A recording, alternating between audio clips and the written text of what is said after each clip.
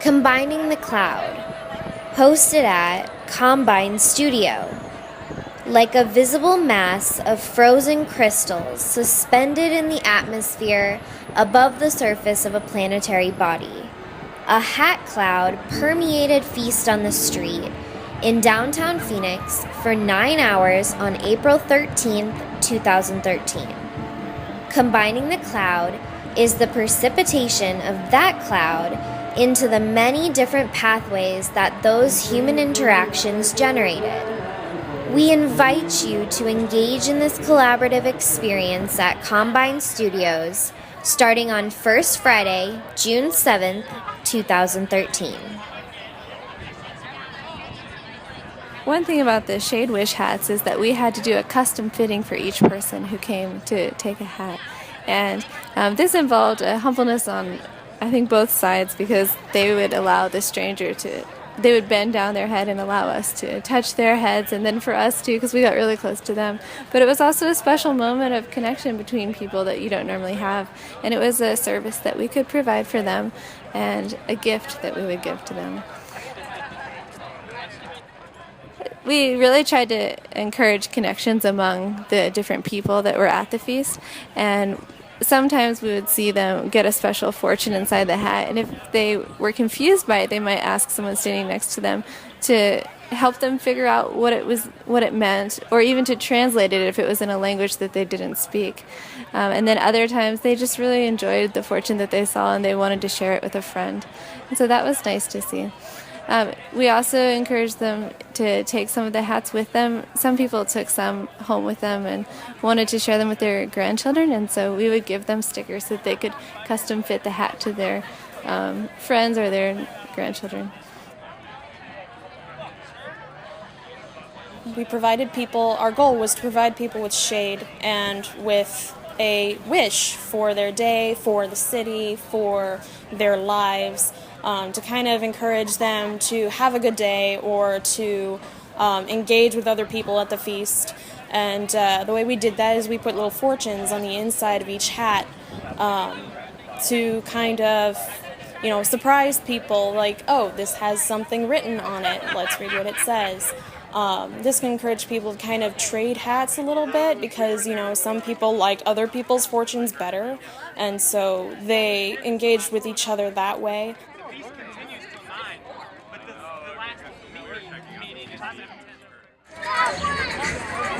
Well, this one? Oh, good. I like this one here. This one's really large. I'll give you another one.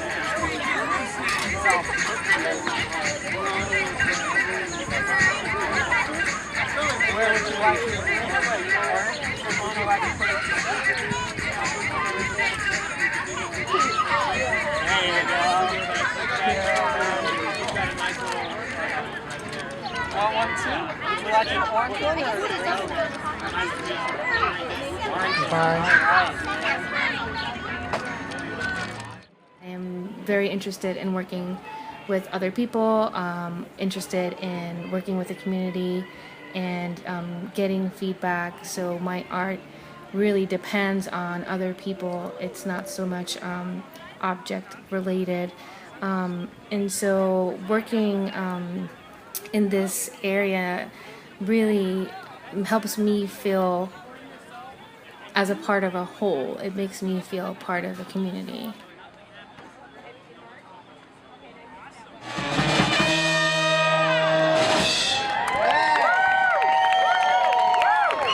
Hey y'all, we're the Bad Cactus Brass Band. You guys are welcome to get up and dance.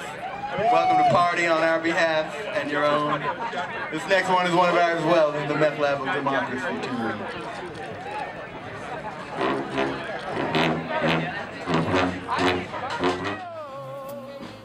There was a lot of people that came to this event, and they were from different groups and different cultures, and it was really interesting to be able to take these people and give them something for free.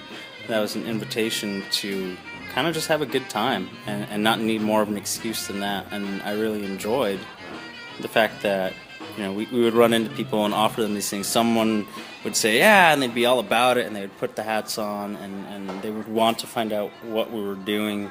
And some people kind of just, they really didn't care, and they were fun to interact with too, because they would smile and they would play along insofar as they would stop and talk with us, but they couldn't take that extra little step to just, release themselves to do something kind of inane and wild and random. That felt pretty great, actually. I mean, it was very exciting because, in a way, we were kind of opening a door for these strangers to look at each other, maybe to talk at each other, to create this contact, this form of interaction. So, this exemplifies one of the biggest strengths of Feast on the Street, one of its biggest assets, because the fact that it happened in Phoenix, I mean, what does that mean? So, I guess what Feast on the Street did, it showed that people here, contrary to what people say, like, people that reside in Phoenix, they all want to be together, they want to interact, they want to play. We all want to be in community.